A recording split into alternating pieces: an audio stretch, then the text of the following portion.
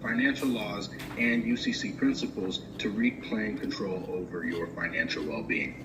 So, before we begin, there's certain facts that we must establish. This country, from its origin, has been a constitutional republic. Each of the 50 sovereign states came together to form a union, which we call the United States of America.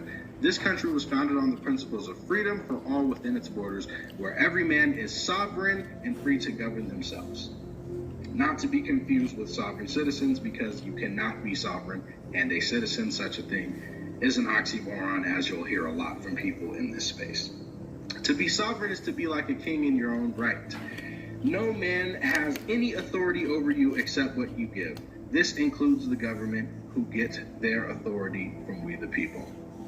From the Colorado Constitution, the people of this state have the sole and exclusive right of governing themselves as a free, sovereign, and independent state to alter and abolish their constitution and form of government whenever they may deem it necessary to their safety and happiness. So the people of this state have the sole and exclusive right of governing themselves.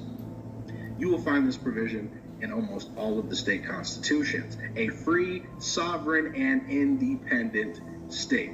Now, we can abolish our form of government wherever we deem it necessary to their safety and happiness, provided such change be not repugnant to the Constitution of the United States.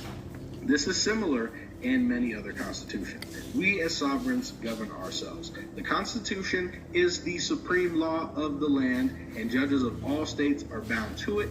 Anything to the contrary is non-withstanding, basically meaning it's invalid and holds no authority. This comes from Article 6, Clause 2 of the Constitution, also known as the Supremacy Clause. I would like to show you something that you might not have been aware of. Let's take a look at Article 1, Section 10 of the Constitution, which states that no state shall enter into any treaty, alliance, or confederation, grant letters of marque and reprisal, coin money, emit bills of credit, make anything but gold and silver coin, tender in payment of debts. That is really the most important part of that, right? So there's two things to focus on. No state can emit a bill of credit, and no state can make anything but gold and silver tender in payment of debts. However, you might have noticed when we buy anything or tender payment for goods, we do not use gold or silver, but Federal Reserve notes or dollar bills. A Federal Reserve note is also a bill of credit since there is no gold backing the currency. It is a debt note evidencing the government's promise to pay the gold's worth on the face value of the note.